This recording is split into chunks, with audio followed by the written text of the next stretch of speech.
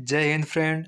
सभी स्टूडेंट को जय हिंद। आज का जो हमारा नया टॉपिक है डायरेक्ट इनडायरेक्ट स्पीच।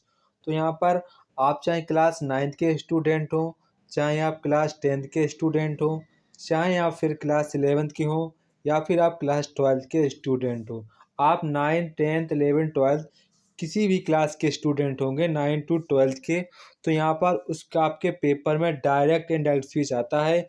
तो आज हम आपको बेसिक टू हाई लेवल तक यहाँ पर direct indirect speech with rule आपको बताएंगे। यहाँ पर आपको साथ साथ में हम रूल भी आपको लिखा हुआ बताएंगे। आपको सामने रूल नंबर 1, रूल नंबर 2, ऐसे आपको सारे रूल नंबर 2 यहाँ पर ऐसे आपको सभी रूल नंबर लिखे हुए मिलेंगे। साथ साथ आपको जब पूरे पूरे डायरेक्ट स्पीच पूरा टॉपिक कंप्लीट हो जाएगा, तब हम आप लोगों को बाद में प्रैक्टिस भी करवाएंगे। तो यहाँ पर आपको A to Z जानकारी डायरेक्ट एंड इनडायरेक्ट स्पीच में मिलेगी। और आपको यहाँ पर अगर आप 12th के बाद आप किसी भी फील्ड में तैयारी करना चाहते हैं, तो वहाँ पर उसके भी मैंने कई हल्के के क्वेश्चन रखे हैं, ताकि यहाँ पर आपको आगे क्लास में कोई भी दिक्कत ना हो। तो यहाँ पर जो हमारा पहला आज का टॉपिक है डायरेक्ट एंड इनडायरेक्ट स्पीच।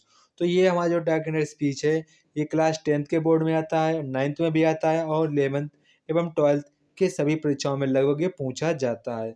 तो आज हम लोग इस टॉपिक को करते हैं स्टार्ट बिना किसी देरी के। अगर हमारे वीडियो पर नए हैं तो जल्द से जल्द इसको भी सभी फ्रेंडों के पास शेयर भी कर दें और लाइक सब्सक्राइब अवश्य करें। तो यहाँ पर आपके सामने लिखा हुआ डायरेक्ट इनडायरेक्ट स्पीच। यहाँ पर आप लोग एक अच्छी सी कॉपी बना लेंगे, उसमें आपको सभी रूल बाकायदा नोट करते जाएंगे, तो आपको काफ़ी अच्छा समझ में आएगा। जब आपकी जब पूरी बुक बन जाएगी तो आपको यहाँ पर काफ़ी देखने में अच्छा लगेगा।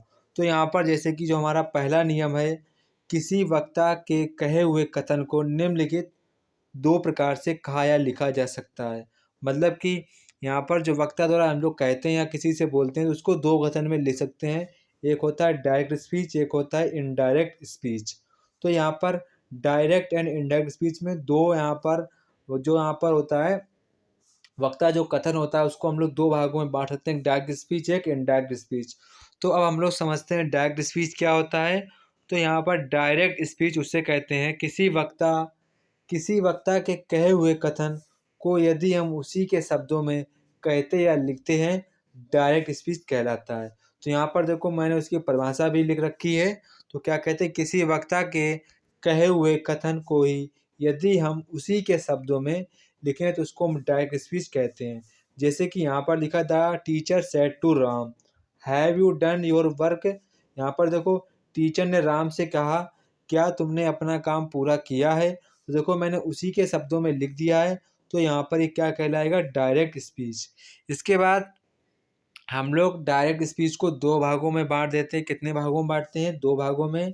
पहला कहते हैं रिपोर्टिंग वर्ब, दूसरा कहते हैं रिपोर्टेड स्पीच। तो हम लोग समझते हैं कि रिपोर्टिंग, जैसे कि यहाँ पर डायरेक्ट स्पीच को कितने भागों में बांटा है, मैंने दो भागों में, रिपोर्टिंग वर्ब और रिपोर्टेड स्पीच, मतलब कि दो भागों में इसको मैंने बांट दिया है। अब यहाँ पर हमारा पहला पार्ट है रिपोर्टिंग वर्ब।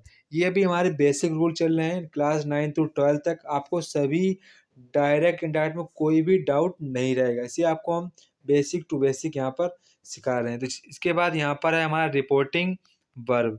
तो यहाँ पर रिपोर्टिंग वर्ब हम लोग पहले देखें किसे कहते हैं। रिपोर्टिंग वर्ब डायरेक्ट स्पीच का वह भाग है जिससे वक्ता और श्रोता प्रकट होते हैं। रिपोर्टिंग वर्ब का पार्ट कहलाता है, जिसमें आपको say, tell, ask, enquire, order, request, urge, advice, जितने आपको यहाँ पर ये शब्द लिखे हैं, ये आपको सभी शब्द मिलते हैं। तो यहाँ पर जैसे कि हमारा पहला शब्द से, आपको से भी लिखा मिलेगा रिपोर्टिंग वर्ब में, टेल भी लिखा मिलेगा, आस्क भी मिलेगा, इंक्वायरी भी मिलेगा, इंक्वायर भी मिलेगा, ऑर्डर भी मिलेगा, रिक्वेस्ट मिलेगा, अर्ज मिलेगा, सजेस्ट मिलेगा, एडवाइस्ड मिलेगा, प्लीड मिलेगा, परसुएड मिलेगा, रिमार्क मिलेगा, अटर मिलेगा, स्टेट मिलेगा, क्वेट मिलेगा, कोत मिलेगा। तो यहाँ पर आपको इतने सभी शब्द आपको रिपोर्टिंग वर्ब में देखने को मिलेंगे। तो यहाँ पर बेसिकली रिपोर्टिंग वर्ब किसे कहते हैं, जो यहाँ पर आपको शुरुआत में मिलता है। यहाँ पर सेड टू या कुछ भी आपको लिखा हुआ मिलेगा रिपोर्टेड कॉमा के बाहर का, ये यहाँ पर आपको इतना रिपोर्टिंग वर्ब में आपको यहाँ पर देखने को मिलेगा। तो हम लोग इसको क्या कहते हैं, रिपोर्टिंग वर्ब हम लोग इसको कहते हैं। अब हम लोग बढ़ते हैं आगे, रिपोर्टेड स्पीच। तो रिपोर्टेड स्पीच हम लोग किसे कहते हैं? रिपोर्टेड स्पीच हम लोग उसको कहते हैं किसी वक्ता के कहे हुए कथन को रिपोर्टेड स्पीच कहा जाता है। तो यहाँ पर जो क्या लिखा है, किसी वक्ता के कहे हुए कथन को रिपोर्टेड स्पीच कहा जाता है। इसे सदैव इन्वर्टेड कामा के अंदर लिखते हैं। तो यहाँ पर जो आपको यहाँ पर इन्वर्टेड कामा के अंदर लिखा हुआ दिख रहा है, इसको हम लोग क्या कहते हैं? Reported speech. क्या कहते हैं? रिपोर्टेड स्पीच हम लोग इसको कहते हैं। इसके बाद रिपोर्टिंग वर्ब तथा रिपोर्टेड स्पीच को हम कई प्रकार से लिख सकते हैं। ये आपका जो नियम है, ये वेरी वेरी इंपॉर्टेंट नियम है, इसको आपको यहाँ पर ध्यान रखना होगा। तो यहाँ पर जैसे कि हमारा जो क्वेश्चन है, रिपोर्टिंग वर्ब और रिपोर्टेड स्पीच को हम कई प्रकार से लिख सकते हैं। तो have you done your work question mark inverted comma, तो कोई यहाँ पर इस तरीके से भी हम लोग लिख सकते हैं। इसके बाद आपको इस तरीके से भी लिखा हुआ मिल सकता है। इसके बाद यहाँ पर आपको इस तरीके से भी मिल सकता है। आपको रिपोर्टिंग या रिपोर्ट स्पीच पर आपको कई प्रकार से यहाँ पर लिखा हुआ मिल सकता है। तो आपको यहाँ पर इस तरीके से यहाँ पर लिखा हुआ मिल सकता है, ऐसे भी आपको यहाँ पर लिखा हुआ मिल सकता है। बेसिकली जो सबसे फेमस है वो आपको इसी तरीके से यहाँ पर लिखा हुआ मिल सकता है। इसके बाद एक आपको ऐसा हुआ लिखा मिल सकता है, जैसे कि यहाँ पर the teacher said to student have you done, आपको ऐसे भी लिखा हुआ मिल सकता है। ये आपके इस तरीके से आपको रिपोर्टिंग वर्ब तथा रिपोर्ट स्पीच आपको कई प्रकार से आपको यहाँ पर देखने को मिल सकता है।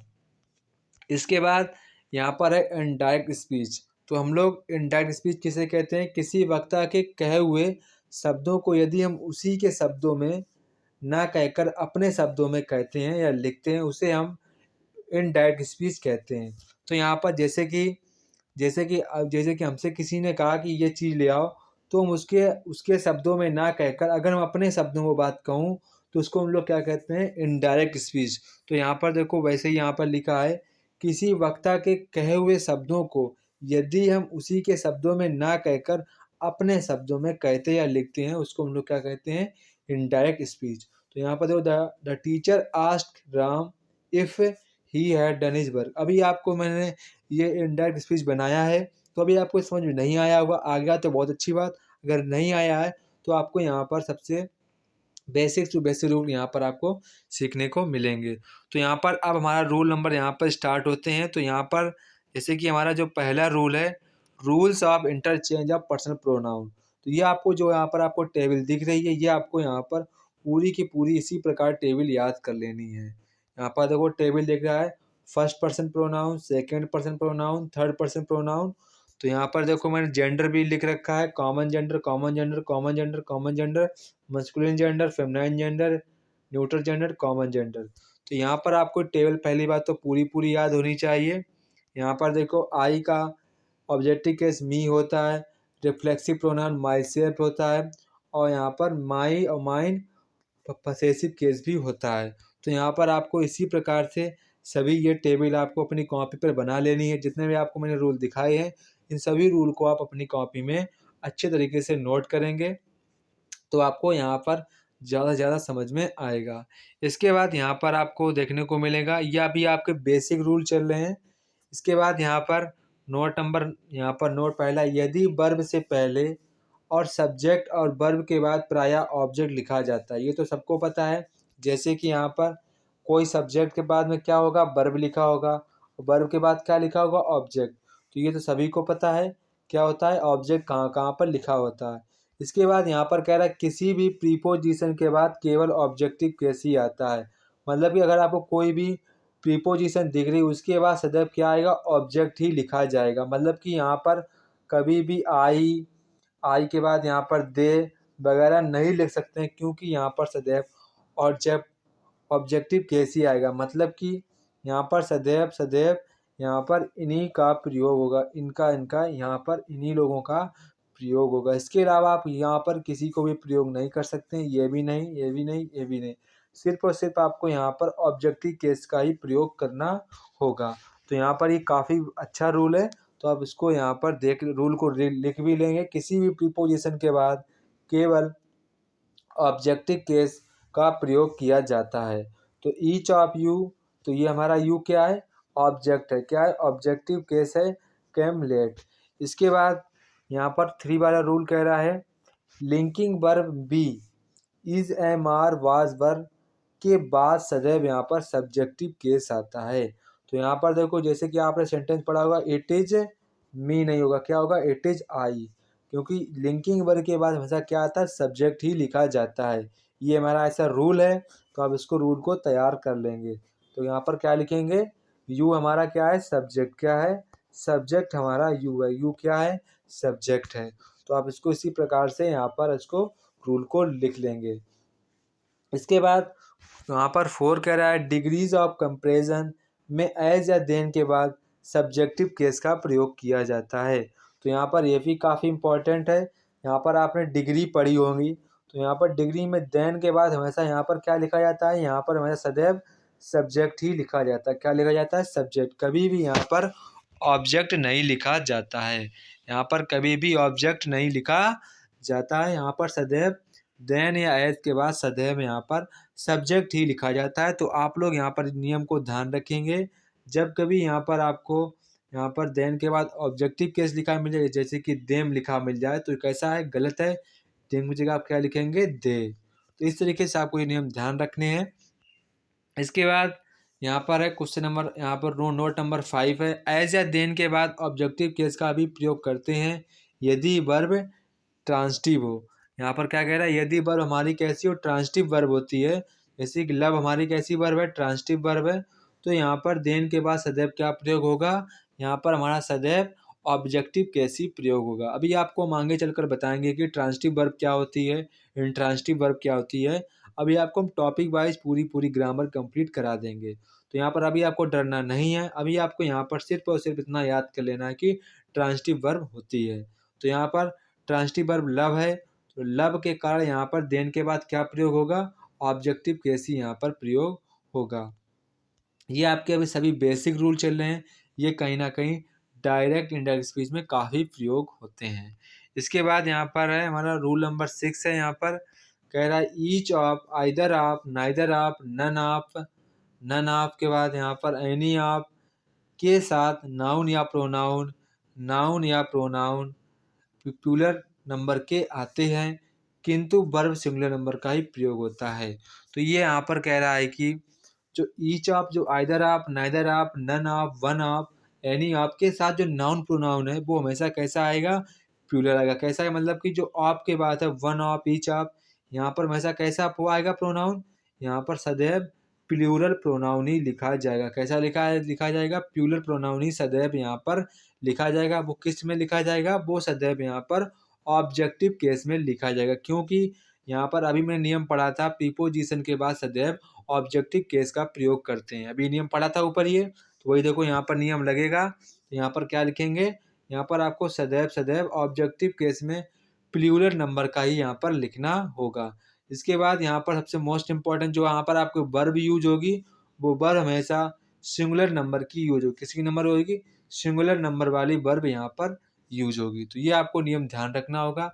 अब ये आपके जो नियम है डायरेक्ट इनडायरेक्ट स्पीच में ये लगे रहेंगे शॉर्टकट में। इसके बाद यहाँ पर हमारा डायरेक्ट इनडायरेक्ट स्पीच का जो हमारा पहला नियम है वो यहाँ पर आपको दिख गया। यहाँ से हमारे डायरेक्ट इनडायरेक्ट स्पीच स्टार्ट होता है।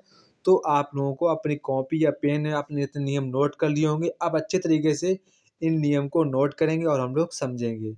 तो यहाँ पर जैसे कि जो हमारा पहला यहाँ पर नियम है रूल नंबर 1, तो यहाँ पर अभी आपको हम सारा कुछ बता चुके हैं कि रिपोर्टेड स्पीच किसे कहते हैं, यहाँ पर रिपोर्टिंग वर्ब किसे कहते हैं, ये हम आपको पूरा बता चुके हैं। इसीलिए आपको पहले आपको मैंने बता दिया था कि रिपोर्टेड स्पीच किसे कहते हैं, रिपोर्टिंग वर्ब किसे कहते हैं, डायरेक्ट स्पीच किसे कहते हैं, ये सारा कुछ मैंने आपको पहले ही बता दिया है। तो यहाँ पर अब जो हमारा पहला नियम है रिपोर्टेड स्पीच में आए हुए फर्स्ट पर्सन के pronouns I, me, mine, myself, we, us, ourself को रिपोर्टिंग वर्ब के सब्जेक्ट के अनुसार बदलते हैं।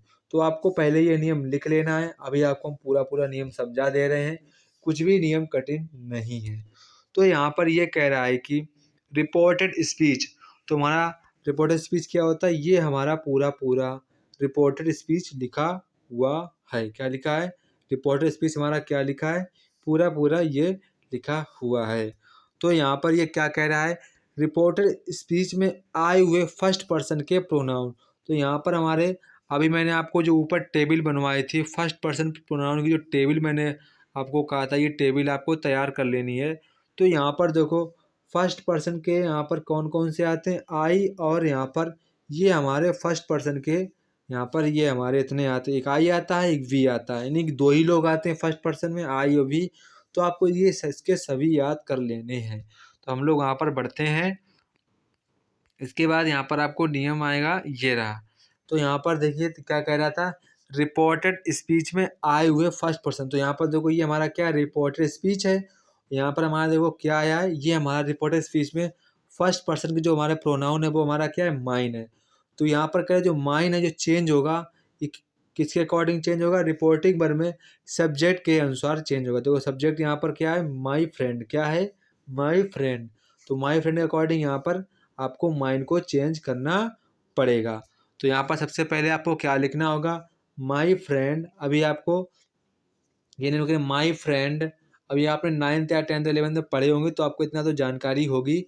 My friend told me that, this की जगह क्या हो जाएगा, that book is was, mine की जगह क्या हो जाएगा, हिज फ्रेंड के अकॉर्डिंग क्या हो जाएगा, हिज, क्या हो जाएगा, हिज हो जाएगा। कैसे हो जाएगा, यहाँ पर देखिए, यहाँ पर जैसे कि यहाँ पर लिखा है आई के अकॉर्डिंग यहाँ पर माइन हुआ, तो ही फ्रेंड में हिज फ्रेंड वो कैसा होगा, ही होगा। तो यहाँ पर इसे ही के अकॉर्डिंग क्या होगा, हिज होगा। तो इस प्रकार से हम लोग इसको ऐसे चेंज कर लेते हैं। इसके बाद हम लोग यहाँ पर देखते हैं, नीचे आते हैं वही नियम पर। तो यहाँ पर देखिए इतना तो आपको, अभी आपको यहाँ पर बेसिक नियम चल रहे हैं, अभी आपको हम सारा कुछ बताएंगे कि टेंस कैसे चेंज होते हैं। ये आपके कुछ बेसिक नियम हैं, तो आपको इनको अच्छे प्रकार से ये तैयार कर लेने हैं। ये भी आपको हम बता रहे हैं कि प्रोनाउन या पर्सनल प्रोनाउन कैसे ये यहाँ पर चेंज होते हैं, सेकेंड पर्सन प्रोनाउन कैसे चेंज होते हैं, थर्ड पर्सन के प्रोनाउन कैसे चेंज, आपको ये पहले हम चेंजिंग को बता रहे हैं कैसे चेंज आपको करना है। इसके बाद आपको हम सारे नियम बताएंगे, A to Z बताएंगे कि किस कौन सा टेंस किस में चेंज होता है, यस्टरडे का क्या चेंज होता है, सारा कुछ आपको A to Z यहाँ पर बताएंगे। इसके बाद जैसे कि यहाँ पर हमारा सेकेंड सेंटेंस है, he said to him I can do my work myself. तो यहाँ पर सबसे पहले यहाँ पर अफर्मेटिव सेंटेंस, तो यहाँ पर टोल्ड लिखेंगे। तो यहाँ पर क्या लिखा मैंने, सी टोल्ड हिम, सी टोल्ड हिम, प्रीपोजिशन लगाया नहीं, कंजंक्शन लगाया दैट, क्या लगाया, कंजंक्शन लगाया दैट। इसके बाद देखो आई किसके अकॉर्डिंग चेंज होगा सर, रिपोर्टिंग वर्ब के सब्जेक्ट के अनुसार चेंज होगा। तो यहाँ पर हमारा सब्जेक्ट क्या लिखा है, सी, तो सी के अकॉर्डिंग यहाँ पर क्या हो जाएगा, सी ही हो जाएगा। तो यहाँ पर आप लोग क्या लिखेंगे, सी लिखेंगे। इसके बाद कैन का कुड हो जाता है, क्या हो जाता है, कैन का कुड डू माई वर्क। यहाँ पर सी के अकॉर्डिंग आई के ही, आई के अकॉर्डिंग यहाँ पर माई हुआ है, तो सी के अकॉर्डिंग यहाँ पर क्या होगा, हर होगा। देखो जैसे आई अपने के लिए माई लगाता है, तो सी अपने के लिए क्या लगाएगी, हर लगाएगी। तो यहाँ पर क्या हो जाएगा, हर वर्क। इसके बाद देखो माई सेल्फ किसके अकॉर्डिंग चेंज होगा, सी के अकॉर्डिंग चेंज होगा। तो सी के अकॉर्डिंग यहाँ पर क्या हो जाएगा, हर सेल्फ, क्या हो जाएगा, हर सेल्फ। तो आपको इस प्रकार से ऐसे ही आपको चेंज करने होते हैं। इसके बाद यहाँ पर देखिए, she said to his father I myself shall try to do. तो यहाँ पर देखिए ही है, he said to his father, इसको क्या करेंगे, यहाँ पर देखो ये हमारा अफर्मेटिव सेंटेंस है, तो इसके अकॉर्डिंग हम लोग क्या लगाएंगे, टोल्ड लगाएंगे। तो he told his father that, that हो जाएगा। इसके बाद हमारा आई किसके अकॉर्डिंग चेंज होगा, आई हमारा ही के अकॉर्डिंग चेंज होगा। तो यहाँ पर हमारा क्या लिख जाएगा, ही, और माई सेल्फ ही के अकॉर्डिंग, तो यहाँ पर क्या हो जाएगा, himself should try to do. तो ये हमारा इसका डायरेक्ट स्पीच इनडायरेक्ट स्पीच हो जाएगा। इसके बाद यहाँ पर हमारा नेक्स्ट है, the student said comma limited comma we were doing our work ourselves. तो यहाँ पर सबसे पहले हम लोग देखेंगे ये हमारा कैसा है, अफर्मेटिव सेंटेंस है। तो ये आपने 9th में या 10th में या 11th में कभी ना कभी सेंटेंस पढ़ा होगा, तो अभी आपको सिर्फ पढ़ना ही है। अभी आपको पूरे बेसिक से basic rule, affirmative sentences, interrogative sentences के, एक्सक्लेमेटिव सेंटेंसेस के, ऑप्टेटिव सेंटेंसेस के, इम्परेटिव, आपको सभी सेंटेंसेस के आपको डायरेक्ट स्पीच बनाना सिखाएंगे। तो यहाँ पर आपको पूरा पहले आपको नियम को बेसिक समझ लेना है। इसके बाद यहाँ पर क्या लिखेंगे, द स्टूडेंट सेड दैट, इतना तो हो जाएगा। इसके बाद दी हमारा किसके अकॉर्डिंग चेंज होगा, स्टूडेंट बहुत से हैं तो यहाँ पर क्या लग जाएगा, दे के बाद वाज डूइंग, और वी के अकॉर्डिंग अबर हुआ तो दे के अकॉर्डिंग क्या हो जाएगा, दियर वर्क देम सेल्फ। तो ये हमारा इसका क्या बन जाएगा, इनडायरेक्ट स्पीच। इसके बाद जो हमारा ये रूल है, ये काफ़ी इंपॉर्टेंट रूल है। ये रूल आपका 11th या 10th में आपको काफ़ी इस पर यहाँ पर आपको देखने को, यहाँ पर जो सेंटेंस आपको देखने को मिलेंगे। तो यहाँ पर जैसे कि यहाँ पर हमारा पहला नोट कह रहा है, यदि आपको रूल लिख लेना है, यदि रिपोर्टेड स्पीच में फर्स्ट पर्सन के plural number pronouns we us ourselves दिए गए हों तो, किंतु रिपोर्टिंग वर्ब का जो सब्जेक्ट है सिंगुलर ना हो तो रिपोर्टेड स्पीच में आए हुए फर्स्ट पर्सन प्लूरल नंबर के प्रोनाउंस को रिपोर्टिंग वर्ब के सब्जेक्ट या ऑब्जेक्ट के दोनों के अनुसार बदलते हैं। तो अभी आपको ये नियम लिख लेना है। अभी आपको नियम नहीं समझना तो कोई दिक्कत नहीं लेनी है। असली नियम तो यहाँ पर ये लिखा हुआ है। तो यहाँ पर क्या करना है, ये असली नियम लिखा हो तो असली नियम हमारा यही नियम है।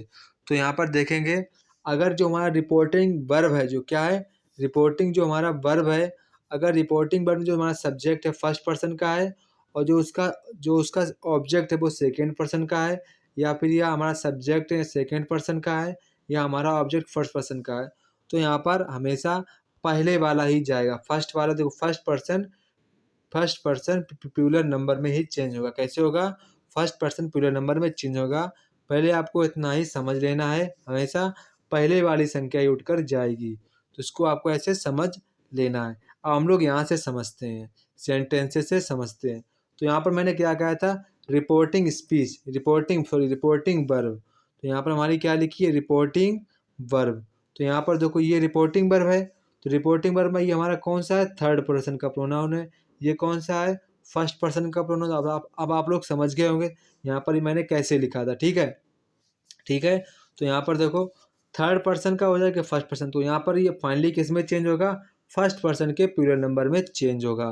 तो फर्स्ट पर्सन का प्लूरल नंबर क्या होता है, वी होता है। क्या होता है, वी होता है। तो यहाँ पर they told me that we, यहाँ पर क्या लिखा जाएगा, वी। यहाँ पर ये मत सोचना कि बी वाला मैंने यही लिख दिया है, बी मैंने ऐसा पहले वाला नहीं लिखा है। वो मैंने यहाँ पर देखो, ये थर्ड पर्सन का प्रोनाउन है, ये फर्स्ट पर्सन का प्रोनाउन है। तो थर्ड और फर्स्ट को अकॉर्डिंग किस में चेंज करते हैं, फर्स्ट पर्सन प्लूरल नंबर में ही चेंज करते हैं। तो प्लूरल नंबर हम चेंज करेंगे तो फर्स्ट पर्सन का प्लूरल नंबर क्या होता है, वी होता है। इसके अकॉर्डिंग हम लोग क्या लिखेंगे, वी हैड कम बैक। तो इसके अकॉर्डिंग यहाँ पर ऐसे ही बनाते हैं। तो अब आपको समझ में आ गया होगा, काफ़ी इजी है।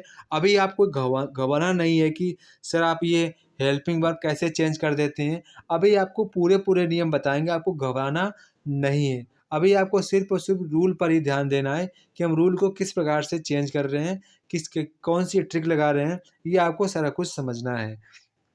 इसके बाद यहाँ पर हमारा नेक्स्ट हम लोग वैसे करेंगे, हमारा कैसा थर्ड पर्सन का प्रोनाउन है, ये हमारा फर्स्ट पर्सन का है। तो हमारा थर्ड और फर्स्ट तो कौन सा आ जाए, फर्स्ट वाला आ जाता है। तो यहाँ पर देखो थर्ड और फर्स्ट क्या था, फर्स्ट पर्सन प्लूरल नंबर क्या हो जाएगा, फर्स्ट पर्सन प्लूरल नंबर में चेंज होगा। तो यहाँ पर हम लोग क्या लिखेंगे, तो यहाँ पर हम लोग लिखेंगे फर्स्ट, यहाँ पर ये थर्ड था और ये हमारा फर्स्ट था। तो थर्ड और फर्स्ट क्या हो जाएगा, सर फर्स्ट पर्सन हो जाता है, फर्स्ट पर्सन प्लूरल नंबर हो जाएगा। तो यहाँ पर हमारा क्या हो जाएगा, he told me that we had to finish.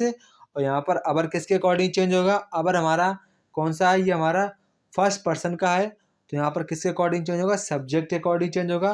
तो यहाँ पर ही के अकॉर्डिंग, वी के अकॉर्डिंग क्या लग जाएगा, अबर ही लगेगा।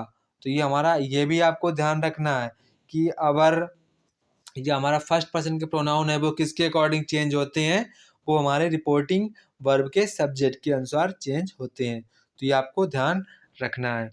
इसके बाद थर्ड वाला नियम है, थर्ड वाला यहाँ पर देखिए, the captain said to the players we should start our game now. तो यहाँ पर सबसे पहले हमारा अफर्मेटिव सेंटेंसेस है। तो अफर्मेटिव सेंटेंस हम लोग सेड टू की जगह क्या लगाते हैं, टोल्ड लगाते हैं। वहाँ मैंने टोल्ड लगा दिया।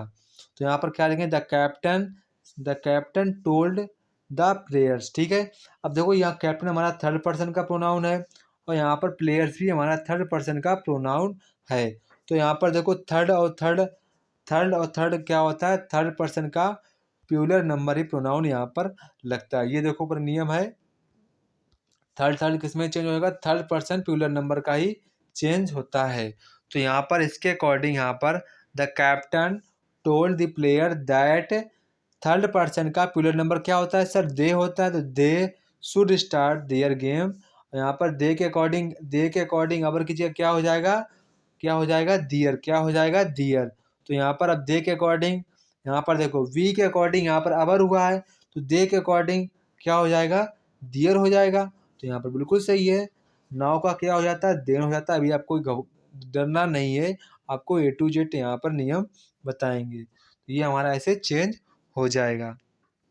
इसके बाद यहाँ पर हमारा है I said to you we were wasting our time like this. तो ये हमारा कैसा सेंटेंस है, अफर्मेटिव सेंटेंस है। तो यहाँ पर हम लोग सेड टू की जगह टोल्ड का प्रयोग करते हैं। तो I told you that, limited काम हो जाए, क्या लगाएंगे, दैट। अब देखो ये हमारा फर्स्ट पर्सन का है, ये हमारा यहाँ पर सेकेंड पर्सन का प्रोनाउन है।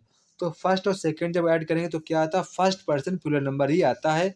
तो हम लोग यहाँ पर क्या लिखेंगे, वी, क्या लिखेंगे इसके अकॉर्डिंग, वी लिखेंगे, वर लिखेंगे, वेस्टिंग। देखो वी के अकॉर्डिंग यहाँ पर अवर है, तो वी के अकॉर्डिंग यहाँ पर अवर बिल्कुल सही होगा। टाइम लाइक दिस की जगह दैट। तो ये हमारे इस तरीके से यहाँ पर आपको इस प्रकार से ये चेंज करने होंगे। इसके बाद जो नेक्स्ट सेंटेंसेस है, यहाँ पर आपको अभी और सेंटेंसेस मिल जाएंगे यहाँ पर। इसके बाद ये आपको यहाँ पर चेंज होगा, he said to you we can solve any my problem. तो यहाँ पर देखो पहले ही सेड, ही हमारा कौन सा है, थर्ड पर्सन का है, यू हमारा सेकेंड पर्सन का है। तो थर्ड प्लस सेकेंड क्या हो जाएगा सर, सेकेंड प्यूलर नंबर, मतलब कि सेकेंड पर्सन का प्यूलर नंबर आपको यूज करना होगा। तो यहाँ पर सेड टू की जगह क्या हो जाएगा, सेड टू की जगह टोल्ड हो जाएगा। तो ही टोल्ड यू दैट, यहाँ पर वी किसके अकॉर्डिंग क्या हो जाएगा, यहाँ पर थर्ड और प्लस यहाँ पर सेकेंड, तो क्या आएगा, सेकेंड पर्सन प्यूलर नंबर आएगा। तो यहाँ पर क्या हो जाएगा, यू कुड सॉल्व माई किसके अकॉर्डिंग हो, वी के अकॉर्डिंग, यहाँ पर माई के अकॉर्डिंग, यहाँ पर माई किसके अकॉर्डिंग चेंज होगा, यहाँ पर माई चेंज होगा यहाँ पर यू के अकॉर्डिंग, किसके अकॉर्डिंग चेंज होगा, यू के अकॉर्डिंग। तो यू के अकॉर्डिंग यहाँ पर क्या लेगा, योर प्रॉब्लम। तो इस तरीके से यहाँ पर आपको ये चेंज करना होता है। इसके बाद जी आप समझ जाएंगे, the boys said to we work completed our work. तो यहाँ पर बॉयज हमारा थर्ड पर्सन प्रोनाउन है और मी हमारा फर्स्ट पर्सन प्रोनाउन है। तो ये हमारा थर्ड और प्लस फर्स्ट क्या हो जाएगा, यहाँ पर क्या हो जाएगा, यहाँ पर हमारा हो जाएगा फर्स्ट पर्सन प्लूरल नंबर। ये ऊपर वाला नियम अभी चल रहे हैं, तो क्या हो जाएगा, फर्स्ट पर्सन प्लूरल नंबर। तभी यहाँ पर मैंने क्या लिखा है, वी, यहाँ पर अफर्मेटिव है, तो यहाँ पर क्या हो जाएगा, told, the boys told me that we had completed, we के अकॉर्डिंग यहाँ पर आवर वर्क। तो इस प्रकार से चेंज होगा। इसके बाद ही सैड, अब देखो ये एक नियम है, जहाँ पर आपको कोई ऑब्जेक्ट ही नहीं लिखा मिलेगा। जब आपको यहाँ पर कोई भी ऑब्जेक्ट ना लिखा हुआ मिलेगा, तो यहाँ पर देखो मैंने ऊपर लिखा, जब ऑब्जेक्ट ना हो तो वहाँ पर थर्ड पर्सन माना जाएगा। कौन सा माना जाएगा, थर्ड पर्सन को आपको वहाँ पर मान लेना है। क्या मान लेना है, यहाँ पर कोई थर्ड पर्सन पहले से लिखा है, ये आपको ऐसा मान लेना है, ये थर्ड पर्सन हो जाएगा। तो थर्ड प्लस थर्ड क्या हो जाएगा, थर्ड पर्सन प्लूरल नंबर ही आता है। तो इसके अकॉर्डिंग यहाँ पर दे ऑफर्मेटिव सेंटेंसेस है, तो यहाँ पर सेड टू की जगह यहाँ पर टोल्ड होगा, परंतु यहाँ पर ऑब्जेक्ट नहीं लिखा है, तो सेड की जगह सेड ही रहेगा। तो यहाँ पर he said that they did not make a noise. तो यहाँ पर डू नॉट इज क्या हो जाएगा, did not make a noise. तो ये आज हमने यहाँ पर बेसिक रूल को कैसे यहाँ पर सब्जेक्ट प्रीपोजिशन के बाद क्या आता है, ये आपको इनडायरेक्ट स्पीच में आपको जब पेपर आप लोग देते हैं बोर्ड एग्जाम के, तो आपको ऐसे सेंटेंस घुमा के देता है, पर आप लोग वहाँ पर छोटी छोटी गलतियाँ कर देते हैं, जिस कारण आपके वहाँ पर नंबर कट जाते हैं। तो इसके बाद हम लोग कल अब हमारा नेक्स्ट वीडियो होगा, वो यहाँ पर हमारा रूल नंबर 2 से स्टार्ट होगा। तो आप लोग अगर वीडियो पर नए हो तो वीडियो को जल्द से जल्द लाइक सब्सक्राइब शेयर अवश्य कर दें। जय हिंद दोस्तों, अगर आपको वीडियो अच्छी लगे, आपको ऐसा यूट्यूब में पहली बार कंटेंट देखने को मिलेगा, ऐसी मेरी उम्मीद है। क्योंकि आपको जितने लोग ड्रैगन रेस पढ़ाते हैं, वो आपको बेसिकली सेंटेंस लिख के बता देते हैं, आपको नियम लिखकर नहीं बताते। तो यहाँ पर मैंने आपको नियम भी लिखे हैं और आपको यहाँ पर सेंटेंसेस भी लिखकर समझाया है। तो आपको अपने सभी फ्रेंडों को शेयर भी कर देना है। अगर आप वीडियो पर नए हो तो लाइक सब्सक्राइब अवश्य करें। जय हिंद दोस्तों, फिर मिलते हैं अपने नेक्स्ट वीडियो में रूल नंबर 2 से।